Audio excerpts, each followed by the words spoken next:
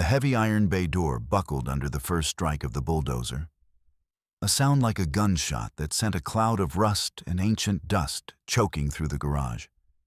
Inside, Loretta didn't move from her father's old workbench, her grease-stained fingers tightening around a heavy wrench as the shadows of the machinery stretched over the floor like predatory beasts.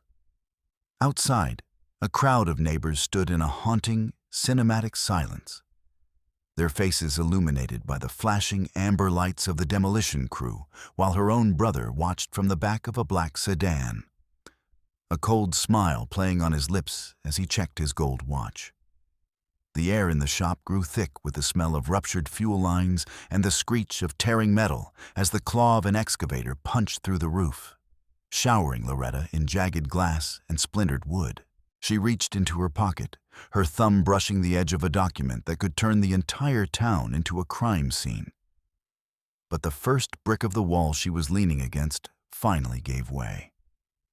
As the ceiling began to groan under the weight of the assault, she looked directly into the camera of a nearby news crew, her eyes raw and bloodshot, and whispered a single sentence that made the foreman freeze his machine in midair.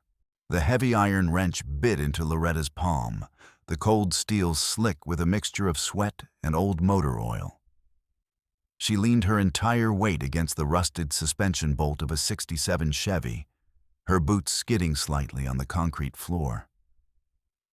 The metal groaned, a high-pitched protest that vibrated through her teeth, until finally, with a sharp crack that echoed like a gunshot in the cavernous garage, the bolt gave way. Loretta stumbled forward, her knuckles barking against the frame, but she didn't curse.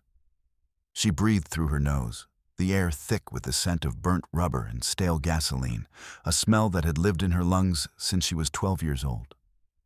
Black grease tracked down her forearms, settling into the creases of her elbows and staining the edges of her fingernails. She wiped her forehead with the back of her hand, leaving a dark smear across her brow that she didn't bother to clean. Above her, the shop light swayed on its chain, casting long, rhythmic shadows across the graveyard of disemboweled engines and discarded tires. Every breath felt heavy, a raspy whistle in her chest that spoke of too many cigarettes and too many nights spent face down in a chassis. But she reached for the next bolt anyway. The machine didn't care about her exhaustion. It only understood the brutal language of leverage and torque. She stepped toward the open bay door to catch a draft of evening air, her boots crunching over metal shavings. Outside, Pine Creek was settling into its usual, suffocating rhythm. Across the street, Mrs. Thatcher was sweeping her porch. The moment her eyes met Loretta's grease-stained silhouette, the older woman turned sharply, her floral dress snapping like a whip as she retreated inside. A group of teenagers on bicycles coasted by, their chatter dying into a pointed, jagged silence the second they reached the garage's property line. One boy, his face a mask of inherited contempt, leaned over and spat a thick glob of phlegm onto the edge of Loretta's driveway before pedaling faster. Loretta felt the familiar chill, a wall of invisible ice that the town built around her every single day. She was the daughter of a man who died in a cell, the woman who preferred a socket set to a Sunday service, and in Pine Creek that made her a stain on the sidewalk. She gripped the doorframe, her fingers digging into the chipped paint. The townspeople didn't just ignore her. They performed their disdain, moving in wide, theatrical arcs to avoid her shadow. She was an outcast in the very dirt she'd been born on, a ghost haunting a workshop that the world wanted to forget. The low, predatory rumble of a high-end European engine broke the stillness. A black sedan, polished to a mirror finish that looked obscene against the backdrop of rusted siding and overgrown weeds, slid to a halt at the edge of the bay. The door opened with a soft, expensive click, and Calvin Gaines stepped out. His Italian leather loafers touched the oil-stained concrete with a delicacy that bordered on insult.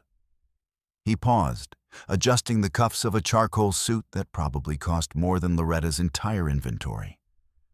while two men in dark suits and expressionless faces took up positions behind him like monoliths.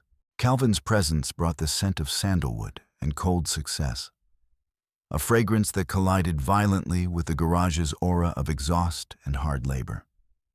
He scanned the room, his gaze lingering on a pile of discarded brake rotors with a flick of his lip that wasn't quite a smile. He looked at Loretta, at her frayed ponytail, the smudge on her cheek, the raw skin of her knuckles.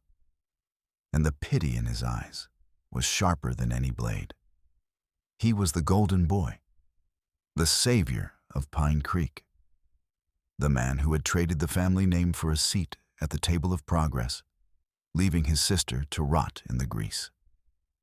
"You look tired, Retta," he said, his voice smooth as silk and just as thin. He didn't wait for an answer before tossing a thick, glossy folder onto her workbench. The heavy paper slid across the wood, knocking a set of feeler gauges to the floor with a tinny clatter. The cover bore the logo for New Dawn, a stylized sun rising over glass towers where the pine forests used to be. Calvin leaned over the bench, his shadow stretching over her, forcing her to see her own haggard reflection in the gold face of his watch. "Last chance," he murmured, his finger tapping a line at the bottom of the final page. "The town wants this. I want this. Sign the papers, take the check, and you can go be miserable somewhere with a beach. Don't make this harder than it has to be." The arrogance of his tone, the way he spoke of their father's land as if it were a discarded candy wrapper, made the blood roar in Loretta's ears. She didn't look at the paper. She looked at the smudge of grease she'd just left on his pristine white sleeve when she reached for the folder. With a sudden, violent motion, she scooped up the documents and hurled them at his chest. The sheets exploded outward, white rectangles fluttering through the air like panicked birds, settling into the oil puddles on the floor. "Get out," she rasped. She stepped into his personal space, her boots heavy and loud against the concrete. Calvin flinched, a flicker of the boy he used to be appearing in his startled eyes as he backed toward the sedan. Loretta didn't stop, her grease-stained finger jabbing into the center of his chest, leaving a dark, permanent mark on the silk.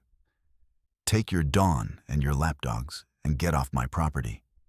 This isn't a negotiation. It's a funeral for your ego. Now move." She drove him back, step by step, until he was standing on the gravel of the driveway. The two guards shifted, their hands moving toward their jackets. But Calvin raised a hand, his face twisting into a mask of cold, calculated fury. Loretta didn't give him the satisfaction of a parting word. She grabbed the handle of the massive iron bay door and slammed it shut. The boom echoed through the structure, a final, definitive punctuation mark that cut the sunlight out and left her in the flickering, orange glow of the shop lamps. The silence that followed was brittle. Loretta stood with her forehead against the cool metal of the door, her heart hammering against her ribs. She knew Calvin. He didn't lose. He just waited for the price of winning to go up. The retribution came at 3 a.m. The sound of shattering glass tore through Loretta's sleep, a jagged noise that signaled the end of the world. She bolted upright in the small apartment attached to the rear of the shop. But by the time she reached the garage floor, the air was already thick with the smell of aerosol and malice. Shadows in hooded sweatshirts moved with practiced efficiency, swinging baseball bats into the headlights of a customer's Mustang. The sound of safety glass disintegrating into thousands of tiny diamonds filled the room. One man kicked over a row of shelving, sending heavy alternators and starters crashing into the floor. Another was methodically spraying bright, arterial red paint across the hood of a pristine Chevy, the mist settling on Loretta's skin like a fever.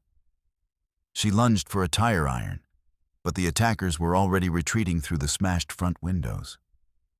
The last one paused, a dark silhouette against the street lights, and swung his bat into the main overhead light.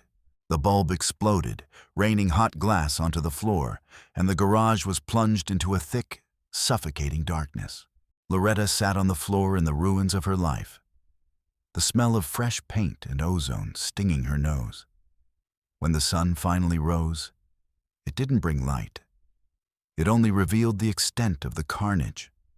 She walked through the shop, her boots crunching over the remains of the Mustang's windshield. The red paint was still tacky, dripping off the car's fenders like blood. Her welding rig, the one her father had taught her to use when she was barely tall enough to see over the table, lay on its side, the cables severed with a clean, surgical precision that no common thief would bother with. She found the photograph near the back bench. It was a picture of her and her father, taken the day they'd finished the lift installation. It was bent nearly in half, the faces obscured by a splash of black ink. Loretta's throat tightened, a hard, painful knot forming in her chest. This wasn't just vandalism. This was a message written in the language of total erasure. By 8 o'clock, she was standing in the sheriff's office, her jaw set so tight it ached. She dropped a torn button, a high-end, horn-rimmed piece she'd found near the broken window, onto Sheriff McCoy's desk. The sheriff didn't look up from his newspaper, his large, red-veined nose twitching as he took a slow, deliberate sip of coffee. "I had a break-in, James. My shop is trashed," Loretta said, her voice vibrating with a dangerous edge. "I want a report filed. I want prints taken off the paint cans they left behind." McCoy finally looked at her, his watery blue eyes heavy with a feigned exhaustion. He didn't touch the button. He pushed it aside with the tip of a pencil as if it were a dead insect. "Now, Loretta, you've always had a bit of a temper. You sure you didn't just get into it with some of the local boys? You aren't exactly winning any popularity contests lately. Local boys don't carry wire cutters that can snap a 4-gauge cable in one go," she snapped, leaning over the desk until she could smell the stale donuts on his breath. "And they don't wear suits that use buttons like that. My brother sent them. You know it, and I know it." McCoy sighed, a long, wet sound, and stood up. He walked to the window, his heavy belt creaking under the weight of his gut. He pointed a thick finger across the square toward the municipal building where Calvin's office sat, draped in New Dawn banners. "That's a lot of progress over there, Loretta. A lot of money coming into a town that's been starving for 20 years. A garage like yours, it's old. It's a fire hazard. Wiring gets brittle. One little spark and the whole place goes up like a tinderbox. The law can't do much about accidents that happen to people who won't see reason." He turned back to her, a small, ugly smile playing on his lips. He clapped a heavy hand on her shoulder, the weight of it feeling like a threat. "Think about your insurance, girl, if you even have any left. It'd be a shame to see you lose the house because you were too stubborn to take a payout while it was still on the table." Loretta pulled away from his touch, the realization hitting her like a physical blow. The law wasn't a shield. It was just another part of the demolition crew. She walked out of the office without another word, the heat of the morning sun feeling like a weight on her back. When she got back to the shop, the final turn of the screw was waiting. She flipped the light switch, but the darkness remained absolute. She turned the handle of the utility sink. A dry, hollow hiss was the only response. A frantic call to the city utility office ended with a recording. "Service suspended per Municipal Code 402, structural safety violation." Calvin was cutting off her air. She stood in the center of the dark garage, the only light coming from a small kerosene lantern she'd found in the basement. The flame flickered, casting her shadow against the wall, a tall, jagged shape that looked stronger than she felt. She didn't cry. She didn't have the moisture to spare. Instead, she went to the back wall and grabbed a box of 6-inch nails and a heavy framing hammer. The sound of her work began to ring out through the quiet streets of Pine Creek. Thwack, thwack, thwack. She hauled thick plywood sheets over the broken windows, driving the nails home with a ferocity that made her shoulders burn. She was bolting the doors, reinforcing the hinges, turning her father's legacy into a bunker. If Calvin wanted this land, he was going to have to tear it out of the earth with her still attached to it. The next morning brought a different kind of cold. Loretta found a red sticker plastered over the main lock of the garage door. A seizure notice from the county, citing unpaid back taxes and environmental hazards. She pulled out her phone, her thumb hovering over her banking app. The screen loaded a flat, dead zero.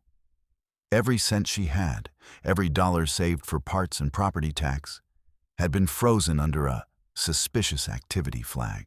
She felt a bitter, metallic taste in her mouth. She wasn't just broke, she was being erased from the system. A truck rumbled to a stop at the curb. It was Mr. Holt, the man who had supplied her shop with parts for 15 years. He didn't get out. He kept the engine idling, the diesel smoke drifting into the bay. Loretta saw the crates of pistons she'd ordered in the back of his rig. "Holt, thank God," she said, stepping toward the truck. "I need those parts. I'll have the cash by the end of the week, I swear." Holt looked at her, his face etched with a deep, weary shame. He wouldn't meet her eyes. "I can't do it, Retta. Your brother, he bought the warehouse. He bought the debt on my fleet. He told me if I so much as drop a spark plug here, I'm out of business by Monday." He shifted the truck into gear, the tires spitting gravel as he pulled away. "I'm sorry, girl. I really am." Loretta watched him go, the dust settling on her boots. She was alone. The realization should have broken her, but instead, it felt like a shedding of skin. If the world was going to be this cruel, she didn't have to play by its rules anymore. That night, she didn't sleep. She dressed in black, her movements fluid and silent as she approached the back entrance of the New Dawn headquarters. The building was a monument to Calvin's vanity, all glass and polished stone. She knelt by the service door, her fingers working a set of thin steel atmichki with the same precision she used to timing a valve train. A soft click signaled the lock's surrender. Inside, the building smelled of lemon polish and air conditioning. She moved through the corridors like a ghost, her heart a steady, slow drum in her chest. She reached Calvin's office, a palatial space dominated by an Orek desk and a massive architectural model in the center of the room. Loretta stood over the model, her eyes widening. It wasn't just a shopping center. The New Dawn project showed a sprawling golf course and luxury villas. She traced the lines of the miniature landscape until her finger stopped at a small, green-painted square. Her breath hitched. That square was the Pine Creek Cemetery, the place where their mother was buried, the place where 5 generations of Gaineses lay in the dirt. Calvin wasn't just building a mall. He was paving over their ancestors to make room for a putting green. She turned to his desk, her hands trembling as she began to rifle through the folders. She didn't find a plan. She found a confession. Hidden in a false bottom drawer was the original copy of their father's will. She scanned the lines, her eyes burning. The signature at the bottom, the one that gave Calvin total control over the estate, was a clumsy, shaky imitation. She knew her father's hand. He wrote with a heavy, deliberate pressure that nearly tore the paper. This was a forgery, a desperate lie written by a son who couldn't wait for the old man to stop breathing. She tucked the document into her jacket, but as she turned to leave, a light flickered in the hallway. A flashlight beam swept across the frosted glass of the door. Loretta didn't think. She dived through the side door into the stairwell just as the office door groaned open. She sprinted down the stairs, her boots echoing like thunder in the narrow space. She burst out of the basement level and into the mud of the construction site next door, the massive shadows of cranes looming over her like skeletal giants. "Hey, stop right there," a voice barked. She didn't look back. She scrambled over a pile of rebar and dived into the foundation trench of the new clubhouse, the wet earth clinging to her clothes. She lay there, her face pressed into the dirt, listening to the heavy footfalls of the security guards as they passed just inches from her hiding spot. She waited until the silence returned, her fingers clutching the forged will. She had the truth, but as she looked at the dark, silent town, she realized the truth was a weak weapon against a man who owned the judge and the jury. The sun rose on the day of founders, but for Loretta, it felt like the morning of an execution. The roar of engines woke her. Not the fine-tuned hum of a Chevy, but the guttural, destructive throb of heavy machinery. She looked out the boarded-up window of the garage to see a line of yellow excavators and bulldozers forming a semicircle around her property. At the head of the column stood Calvin, his white shirt blindingly bright in the sun. He was holding a megaphone, his face a mask of triumphant boredom. "Loretta Gaines," his voice boomed, distorted by the speakers. "This property has been condemned for public safety. You have 10 minutes to vacating the premises before demolition begins. Don't be a martyr for a pile of scrap metal." Loretta didn't move. She went to the back of the shop and grabbed a heavy spool of steel winch cable. Her movements were calm, almost meditative. She looped the cable around the main support pillar of the garage, the one that held up the central roof beam, and then ran the other end to the heavy iron hook of her hydraulic lift. She tightened the line until it hummed, a low, vibrating note that she could feel in her marrow. If they pulled the walls down, the lift would drop, and the entire structure would collapse inward, taking anyone inside with it. She climbed onto the roof, her boots sliding on the shingles she'd coated in black, used motor oil. She looked down at the crowd of townspeople gathering behind the police tape. They were watching with a morbid curiosity, waiting for the show to start. "Start the clock, Calvin," she yelled, her voice raw. The first excavator moved forward, its massive steel claw rising like a predator's head. It swung, the teeth of the bucket catching the edge of her Gaines Garage sign. With a sickening screech of twisting metal, the sign was ripped from its mountings and crushed into the dirt. Loretta didn't flinch. She grabbed a massive industrial fire extinguisher, pulled the pin, and waited. As the excavator lunged for the front wall, she unleashed a blinding torrent of white chemical powder directly into the operator's cab. The man inside panicked, his vision gone, and he jerked the controls.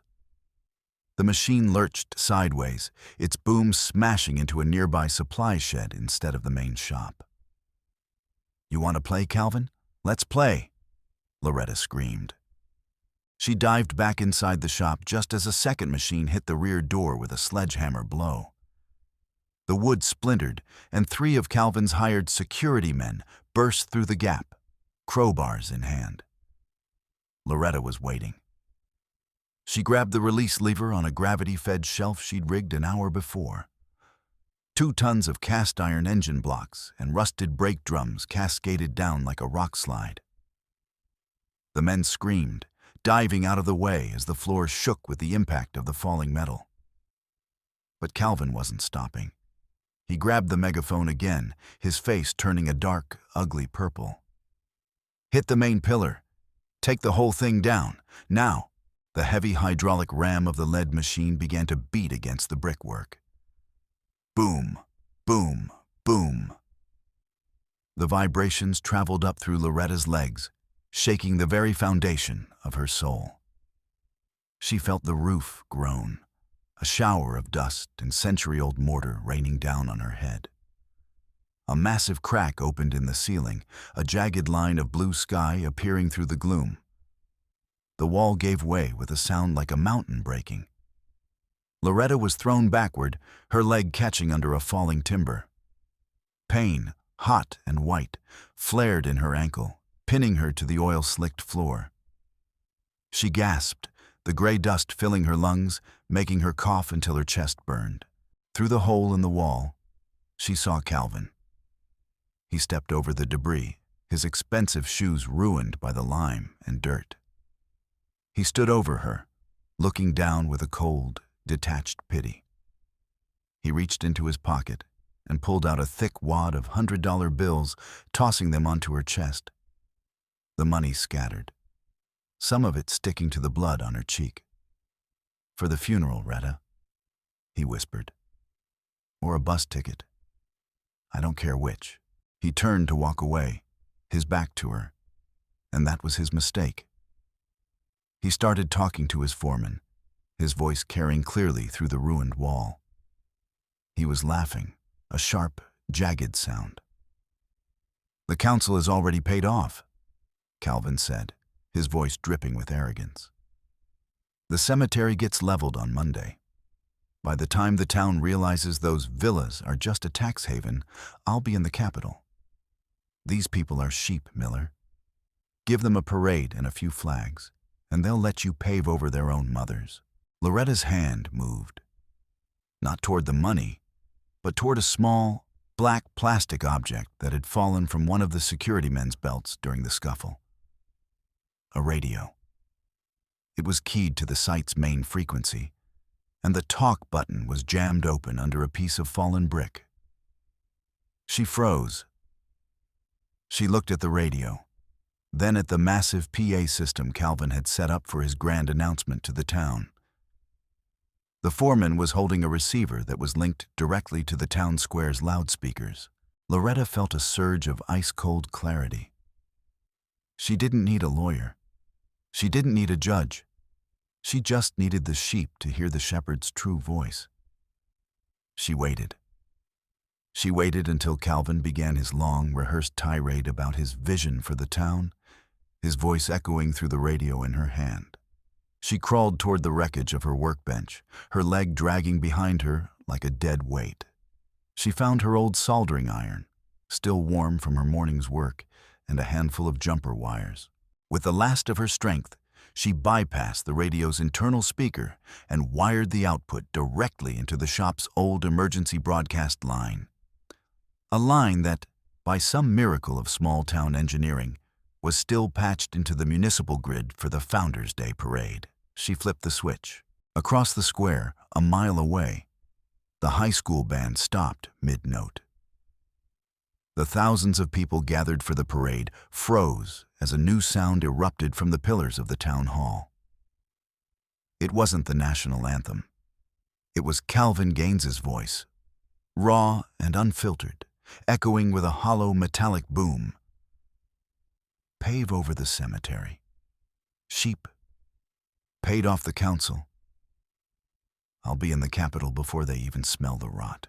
Loretta sat in the dust of her father's garage, her back against a shattered engine block, and watched through the hole in the wall as the world changed.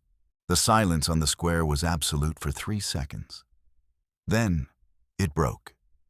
It didn't break with a cheer. It broke with a low, guttural roar of 1,000 people realizing they'd been sold. Calvin heard it too. He froze, his hand going to his ear, as he realized his own voice was screaming his crimes to the heavens. He turned, looking toward the town square, his face turning the color of ash. Loretta dragged herself to the edge of the debris, her face covered in blood and grease, a ghost rising from the machine. She looked at her brother, and for the first time in 20 years, she smiled. "The parade's starting, Calvin," she rasped, "and I think they're coming for you." The crowd didn't wait for the police. They surged past the barriers, a wave of flannel and denim that swept over the construction site. Sheriff McCoy tried to stand in the way, but he saw the look in the eyes of the men he'd grown up with and he stepped aside, his tin star feeling very heavy on his chest. Loretta watched as they dragged Calvin from the ruins of her shop. They didn't hit him. They just held him. 1,000 hands pinning him to the earth he'd tried to steal. Hours later, after the sirens had faded and the dust had settled, Loretta sat on the bumper of the half-crushed Chevy. The townspeople were still there, but they weren't looking away anymore. Mrs. Thatcher walked up, her face pale, and handed Loretta a thermos of hot coffee. She didn't say anything, but she touched Loretta's hand, her fingers lingering on the grease-stained skin. Loretta looked at her shop. It was a ruin. The walls were gone, the roof was sagging, and her father's tools were buried under a ton of brick. But as she looked at the forged will in her hand, and the sunrise beginning to bleed over the pine trees, she realized for the first time that she wasn't breathing the scent of exhaust. She was breathing the air. And for the first time in her life, it was clean.